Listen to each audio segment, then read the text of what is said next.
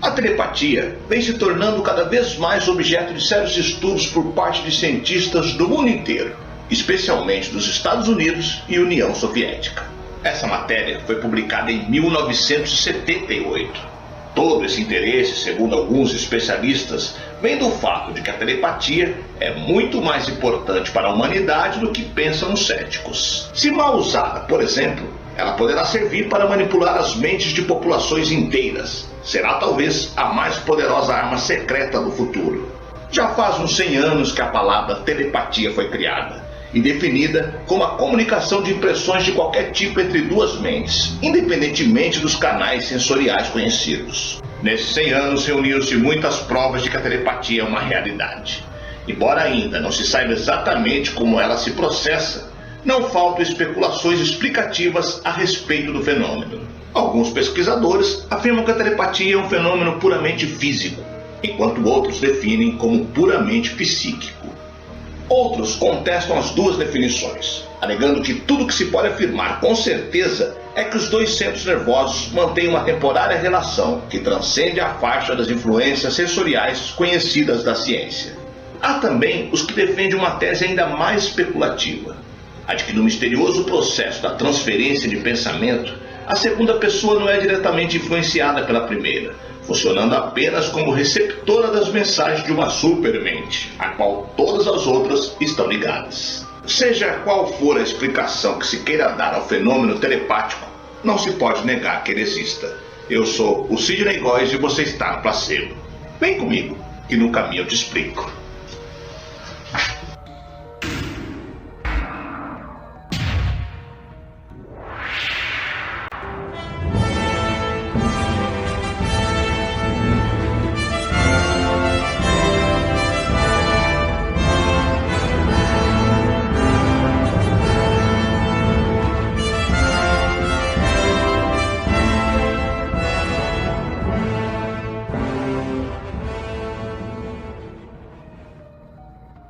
A comunicação por telepatia é muito comum, por exemplo, entre mães e filhos.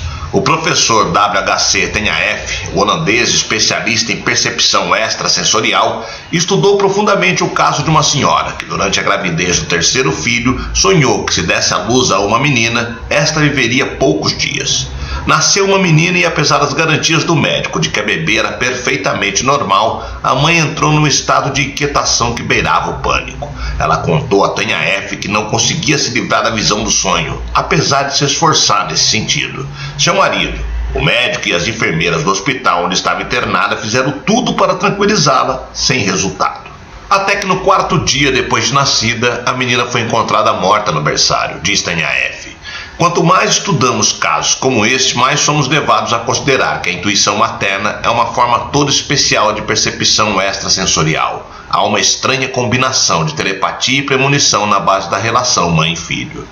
Além dos casos de comunicação telepática registrados nos seios das famílias e especialmente entre mães e filhos, existem numerosas outras provas de que a telepatia não é uma fantasia mística. Um caso de poder telepático que ficou recentemente famoso no mundo inteiro é o de Uri Geller, que alguns céticos chamaram de um duvidoso mágico de cabaré.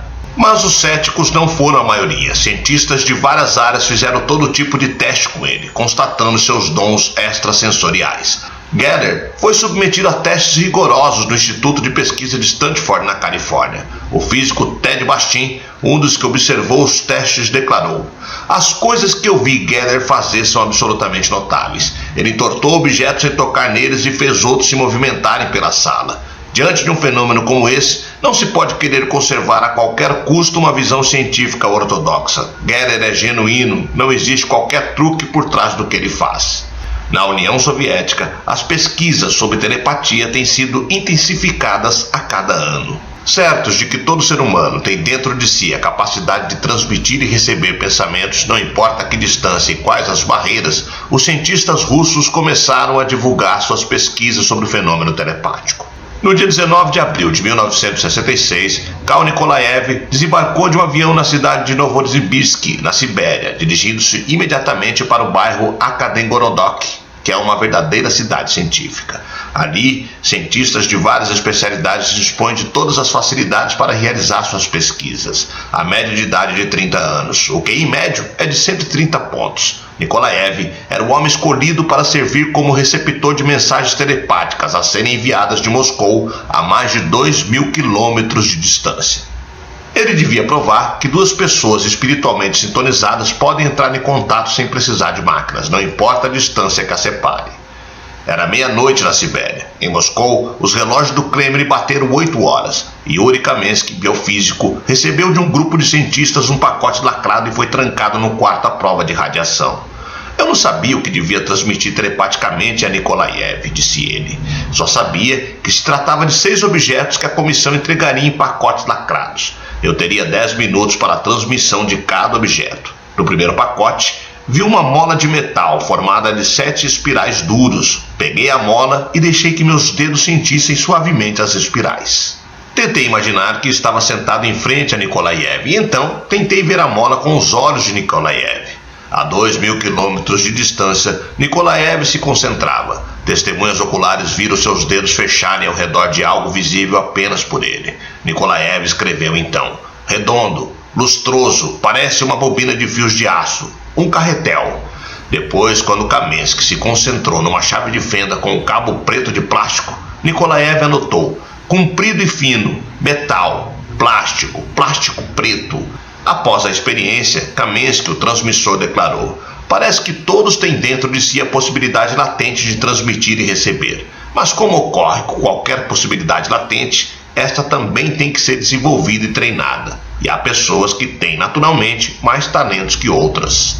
Durante outras 4 noites daquele mês de abril, o receptor Nikolaev tentou entrar em contato com alguns outros transmissores em Moscou. Um deles, o estudante A.G. Alarchin, escolheu 6 objetos entre vários colocados à sua frente numa mesa. Um dos objetos era um halter. Em Novosibirsk, Nikolaev registrou: metal, comprido, redondo, grosso, duro, não é de cromo, uma vara de aço, pesada, um halter talvez. Entretanto, Nikolaev encontrou maior dificuldade em sintonizar os pensamentos de Alarchin do que os de Kamensky e concluiu que a causa era a dúvida de Alarchin, que não sabia escolher entre os objetos na mesa. Os parapsicólogos russos concordaram com ele, sustentando que se os pensamentos dos transmissores forem vagos ou hesitantes, também as imagens recebidas pelo receptor se tornarão vagas e nebulosas.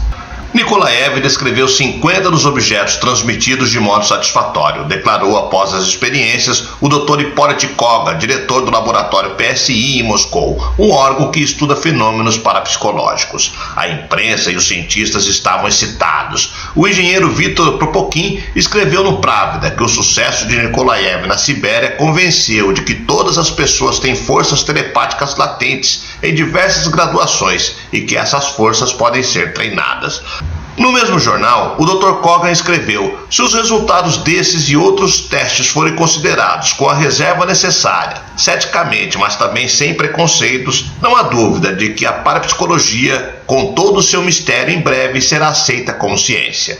Testes importantes com Nikolaev e Kamensky foram feitos também no laboratório da Universidade de Leningrado. Nikolaev, o receptor, ficou nesta cidade, trancado num quarto isolado, mas ligado a um eletrocefalograma por meio de eletrodos. Deram-lhe meia hora para relaxar completamente, o que é necessário para estimular a sensibilidade telepática. Em Moscou, também isolado no espaço fechado, Kamensky se preparava para a transmissão. A eletrofisióloga Luzia Palova e o matemático Gennady Sergeyev mandaram Nikolaev abrir e fechar a mão cada vez que sentisse uma coisa diferente. O movimento seria registrado pelo aparelho. Fora do quarto e mais tarde, Nikolaev explicaria os sinais. Ele não sabia em que momento, durante quanto tempo e quantas mensagens Kamensky transmitiria. O aparelho foi ligado. Computadores uniram e logo apareceram no papel as linhas calmas das ondas alfa, indicando que Nikolaev estava sereno e relaxado. Num dado momento, Kamensky, fechado em seu quarto à prova de radiação em Moscou, começou a transmitir. Exatamente 3 segundos mais tarde, a imagem do cérebro de Nikolaev mudou totalmente. Assim, os russos conseguiram registrar o preciso momento em que as mensagens telepáticas alcançavam o cérebro. Os jornalistas escreveram: se o teste pode ser repetido e repetido com resultado positivo, então será comprovada a hipótese da telepatia. A experiência foi repetida com sucesso. No relatório escrito em 1967, a doutora Pavlova afirma: temos que fazer mais experiências a longa distância para podermos chegar a conclusões definitivas. Mesmo assim, os resultados de nossos testes realizados numa distância média de 600 km dão muita esperança. No mesmo relatório, ela observa que, curiosamente, o eletrocefalograma sempre registrava a mensagem 5 segundos antes que Nikolaev a registrasse conscientemente. E ainda mais importante, a recepção da mensagem era registrada em diversas regiões do cérebro de Nikolaev. Por exemplo, quando a mensagem transmitida era visual, o maço de cigarro vazio, a mensagem se concentrava na occipital, a parte de trás da cabeça, isto é, o centro onde normalmente as impressões visuais são registradas. E quando se transmitiam sons, como uma série de zunidos ou sons de flauta, a atividade do cérebro se concentrava na região atrás das têmporas, onde normalmente o cérebro registra os sons. A fonte de telepatia, evidentemente, não deve ser procurada na cama da consciência, onde se formam as palavras de um idioma, mas numa camada mais profunda. Em 1967, a revista científica Notícias Marítimas informou: cosmonautas descobriram que no espaço eles eram capazes de comunicar-se com muito mais facilidade telepaticamente do que na Terra. Por isso, no programa de treinamento de cosmonautas foi inserida uma nova matéria: treinamento PSI. Os parapsicólogos russos acreditam que a telepatia será a única forma de comunicação possível entre os cosmonautas de nosso planeta e as comonaves de outras terras. E como a distância não parece influir muito na intensidade da mensagem, nem existe um elemento conhecido capaz de barrar o caminho do pensamento telepático, acredita-se que no futuro longínquo só se usará a telepatia entre a Terra e outros planetas. O Dr. Koga acha perfeitamente possível utilizar a telepatia em voos espaciais, apontando as vantagens do método. Imagine que um rádio pife no voo espacial. Então, um membro da tripulação só precisará, por exemplo, transmitir o número 5 telepaticamente para a Terra, a fim de comunicar que algo está errado e que a base tem que tomar providências. Kogan também admite a possibilidade de expedições perdidas na Terra transmitirem um SOS telepático. Assim, submarinos conseguiriam entrar em contato com a Terra ou com outros navios, já que os rádios comuns não funcionam debaixo d'água. Segundo revelou em 1959 a revista francesa Science, os americanos já estavam fazendo testes telepáticos entre submarinos atômicos Nautilus e a Terra. Apesar do governo americano ter desmentido a notícia, os russos começaram a redobrar seus esforços nesse campo. Fizemos pesquisas exaustivas e secretas a respeito da telepatia já na época do governo Stalin. Hoje é a América que está fazendo testes com os seus submarinos. Nós já o fizemos antes. Na década de 60, os russos reiniciaram seus testes de comunicação entre os submarinos e a Terra. Cientistas separaram coelhinhos recém-nascidos de sua mãe, levando-as ao submarino que mergulhou até uma considerável profundidade. A coelha ficou na terra, seu cérebro ligado por elétrodos ao eletrocefalograma. No submarino, em horários pré-determinados, os coelhinhos foram mortos um a um, e a cada vez o cérebro da coelha-mãe, lá na Terra, reagia. Diversos cientistas do mundo comunista acreditam que a telepatia pode ser reforçada, da mesma forma que as ondas de rádio. Se isso for realmente verdade, os arquitetos do futuro terão que enfrentar um novo problema: construir casas à prova de telepatia. Será provavelmente uma tarefa difícil, pois os testes feitos até hoje ocorreram sob as condições mais diversas. Em salas à prova de radiação, debaixo d'água, a grandes distâncias e etc. Contra todos os tipos de radiação, já se inventou uma ou outra proteção, mas não contra a telepatia, a não ser os próprios pensamentos. Algumas pesquisas sobre formas de pensamentos mostram que pensamentos dirigidos a nós só podem adquirir força se alguma coisa dentro de nós corresponde àquele pensamento. Tudo depende de nossa estrutura parafísica, e essa é formada pelo nosso modo de viver, sentir, agir, pensar, que pode ou não constituir uma barreira intransponível a tudo que se vem de fora. Em experiências feitas ainda antes da Segunda Guerra, o Dr. Vanesev provou que é possível influenciar uma outra pessoa a grande distância, assim que ela caia no sono. E se é verdade que as radiações telepáticas podem ser fortalecidas infinitamente, nós não precisamos de muita imaginação para cogitar a telepatia como uma arma secreta. O físico polonês Stefan Maczarski chegou a falar da telepatia como meio de propaganda. Seria, segundo ele, um meio de propaganda extremamente eficaz. Mas e você?